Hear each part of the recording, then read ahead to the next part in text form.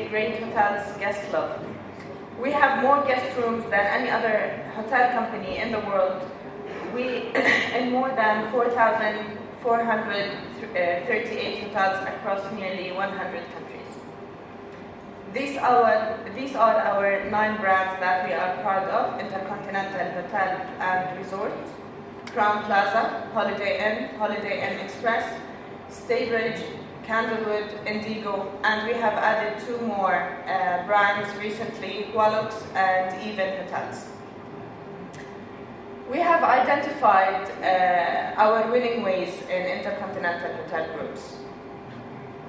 Our first winning way is do the right thing. افعل الصواب. We always do what we believe is the right thing, to have the courage and conviction to put it into practice, even when it might be easier not to do so, but we are obligated to do the right thing. Show we care. عبر عن اهتمامنا. We want to be the company that understands our people. Our people are our most important asset. So we make sure to identify the strengths and eliminate the weaknesses of our people. Therefore, we show that we care to our teams and our people. Aim higher. تطلع إلى الأفضل. We aim to be acknowledged leaders in our industry.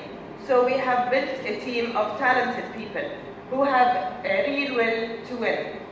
We strive for success and value individuals who are always looking for a better way to do things. Celebrate difference. تمتع بالفرق. We believe that it is the knowledge of our people that really brings our brand to life. While other companies may want to impose a rigid, uniform view of the world, we do not. Our global strength comes from celebrating local differences while understanding that some things should be kept the same. Work better together. تعاون مع الآخرين لأداء أفضل. When we work together, we are stronger. We are at our best when we are collaborate to form a powerful winning team. We listen to each other and combine our expertise to create a strong, focused, and trusted group of people. Now, I will take you now to our needs within the tourism and hospitality industry. The levels that we need the most is the middle level, the supervisory level, and the things that we need the most in the supervisory level are we need the candidate or the employee to have good technical skills, good English, interpersonal skills, customer service, some operational experience, hands-on. We need the supervisor to know what is the industry is all about. What are our clientele? We need him to be on a higher level than an entry level. And the second level that we look for is a startup level, the rank and file.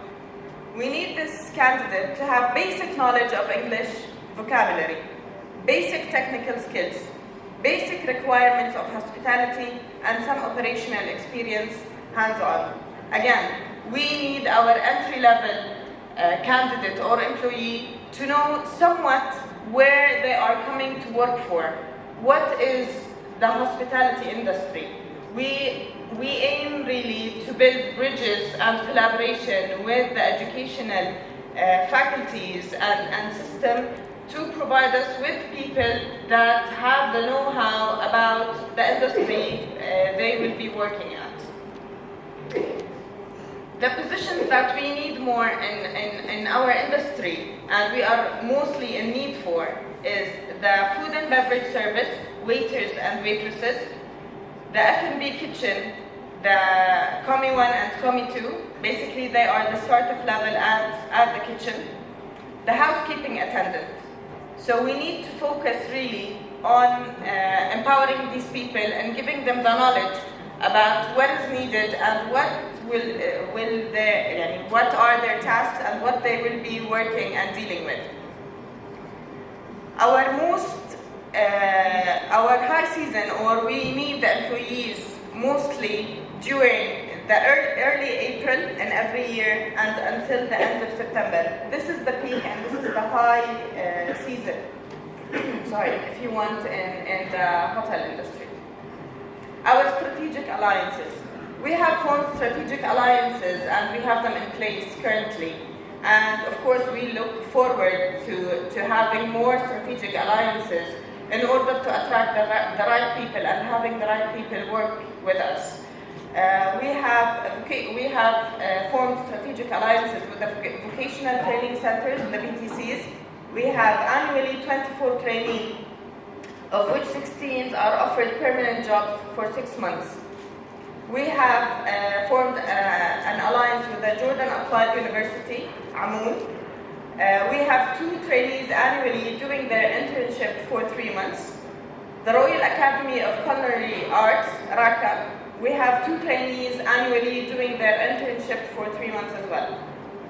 Our plan in process. We have formed an initiative and launched an initiative called the IFG Academy. The IFG Academy is an 18 months program where every phase of the program is for 3 months. The first phase of the program is learning the ropes.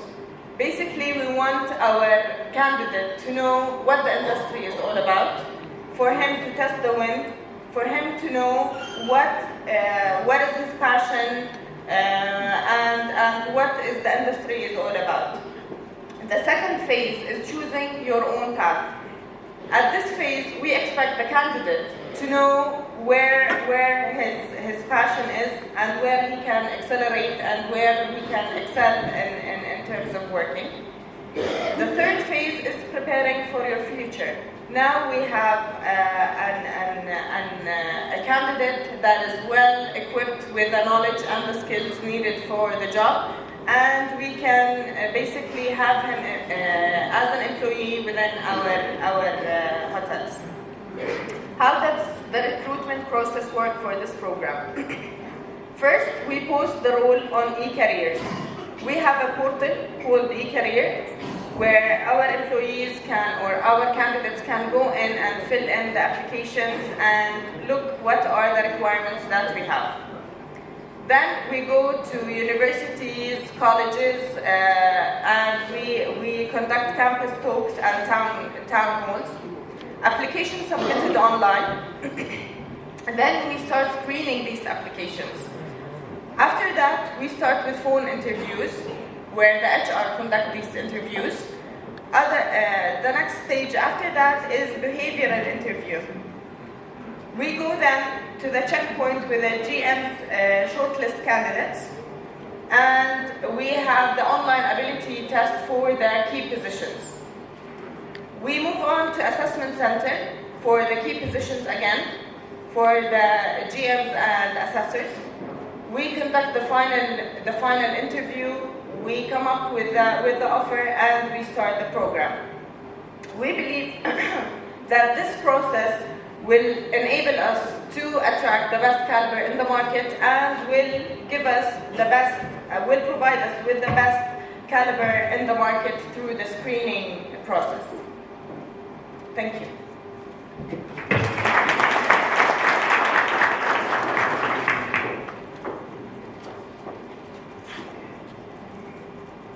Our third speaker, and last but not the least, is Dr. Christine Lamoureux, and I hope I pronounced it correctly. Why do you have extra S? Okay. Dr. Lamoureux has a PhD in Strategic Planning and Tourism Development. She is currently the director of the International Institute for Touristic Studies. She has first-hand in many projects related to tourism in many developing countries, including Honduras, Egypt, Mali, Dominican, as well as in Jordan. She served as a consultant for the Ministry of Interior Affairs in USA and in USA, as well as many other institutions. She will tell us this morning about the best practices and models of success in connecting the relevant education institutions with industry. Please.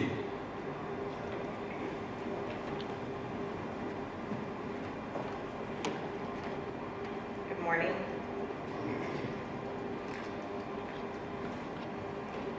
A little bit short, so okay. Good morning. I'm a little bit short, so I'll step away from the So good morning. Thank you so much. Thank you to our distinguished guests and to all of those of you from the private sector and as well as academia, and to the students. I congratulate you for taking the initiative to be here. I am a professor at George Washington University, and as my colleague introduced me, I am the director of the International Institute of Tourism Studies. I am the director of the International Institute. The International Institute of Tourism Studies at George Washington University is.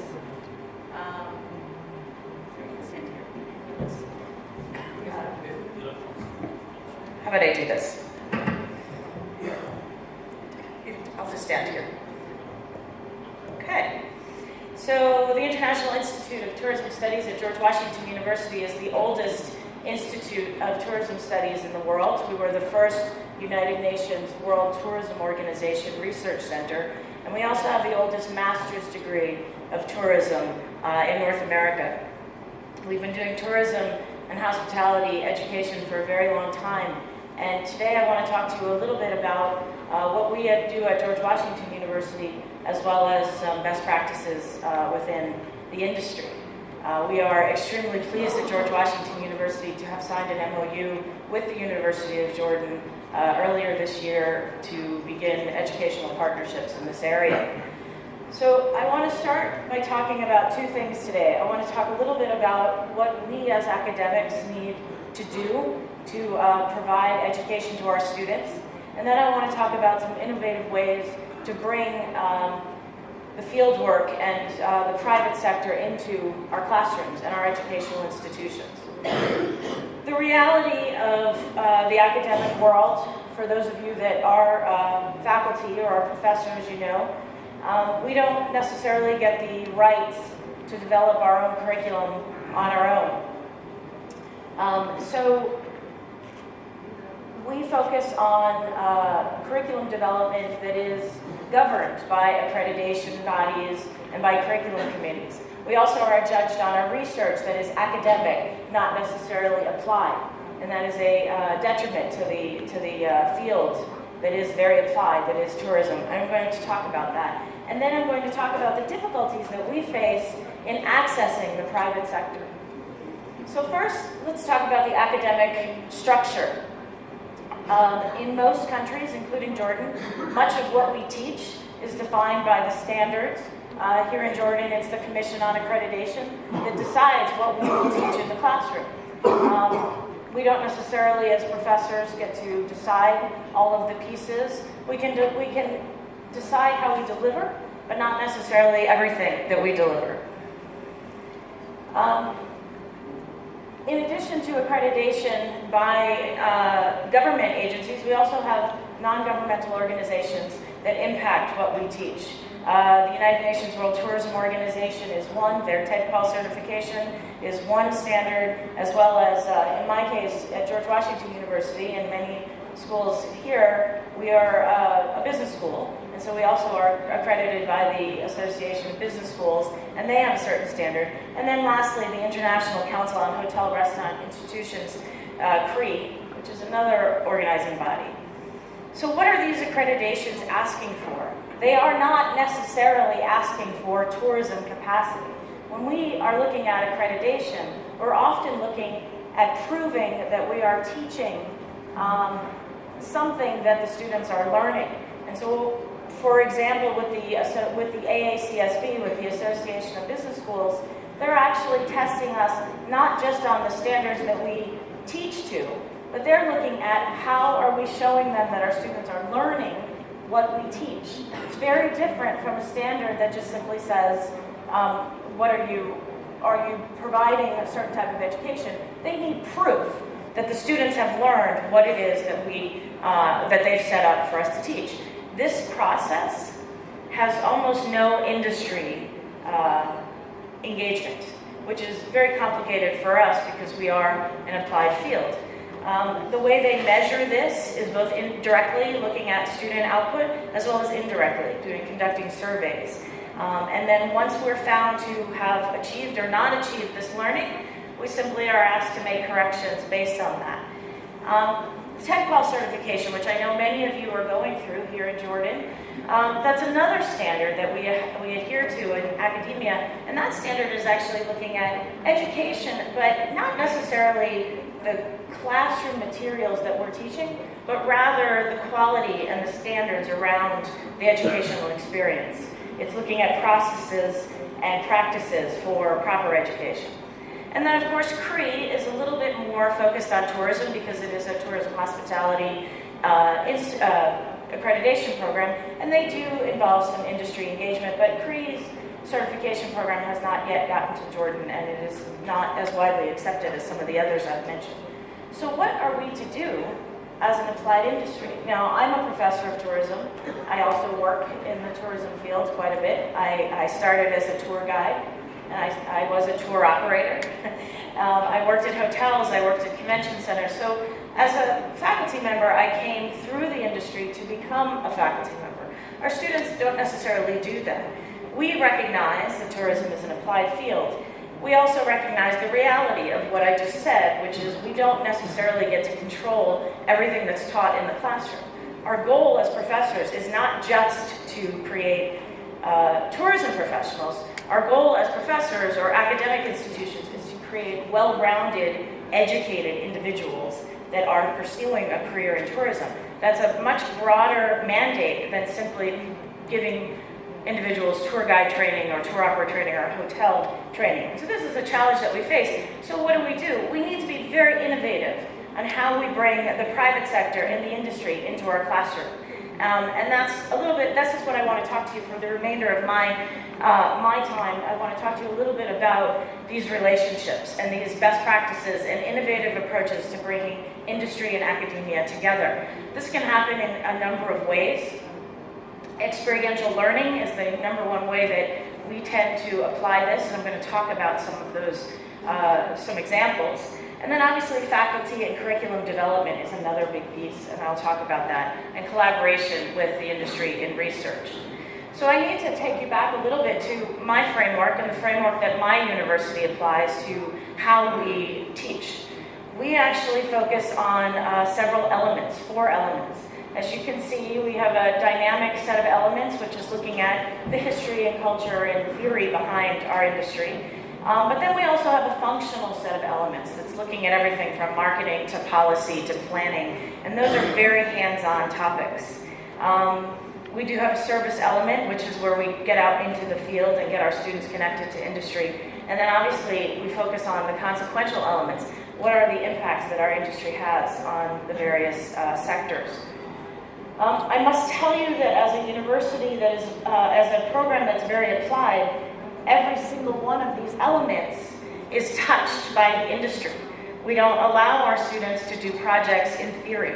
We only allow our students to do projects based on real-time private sector partners. And so that is actually quite a bit of work. It's very difficult for the students to do. If you're taking a marketing class, your project is to actually write a marketing plan for a tour operator or a hotel or a new line of business for a tour guide. That puts a lot of responsibility on the student because they need to go out and find those organizations that are willing to work with them to write these marketing plans. And the same is it's the same case in our planning and all of the different sectors classes that we offer.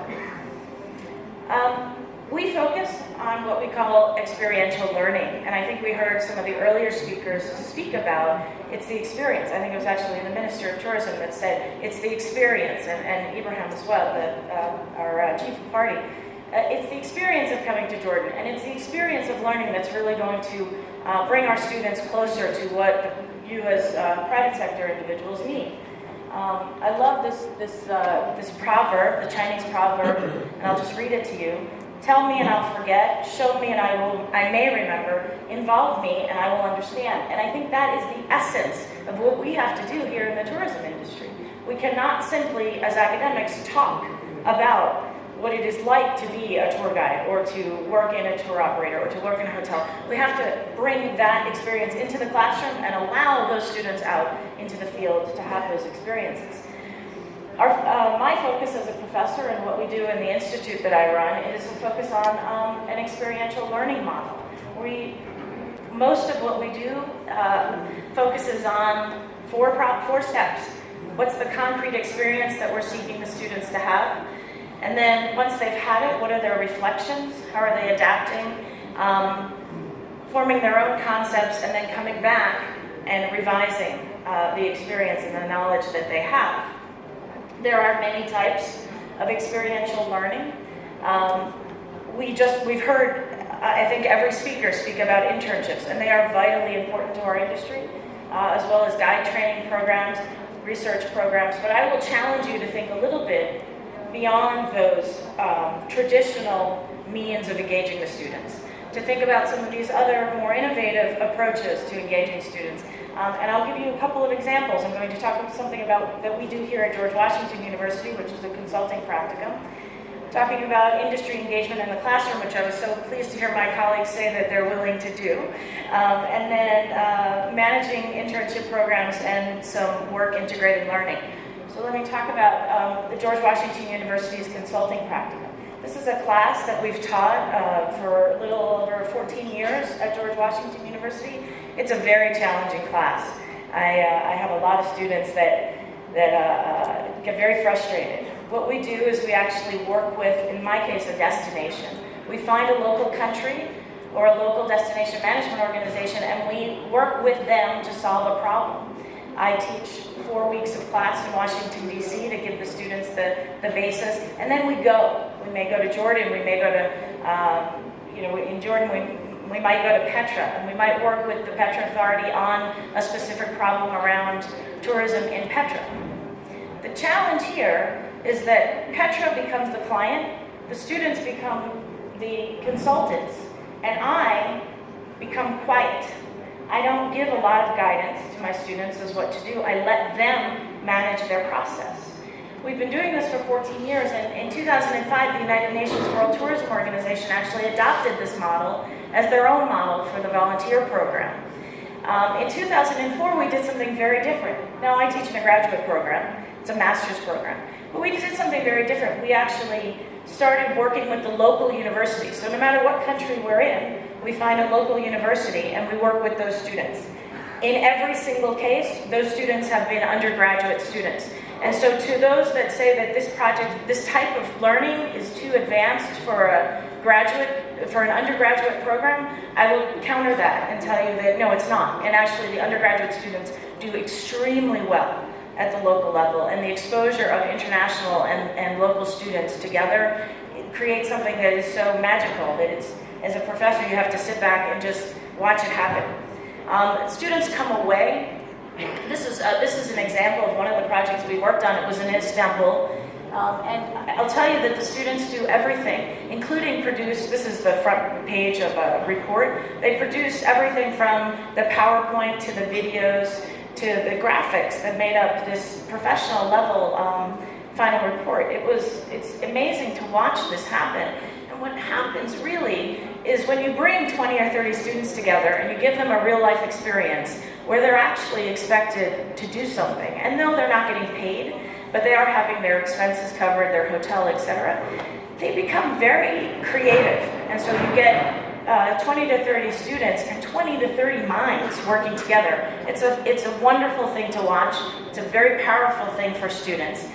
For the host community, they get lots of consulting experience from very creative people, and they get partnered with not only an international institution like George Washington, but more importantly, they start to understand the value of their own universities that are near them and how to partner with them. It's a good entryway. For the consulting team, for the students, It's unbelievable world-class experience. Every time I teach this class,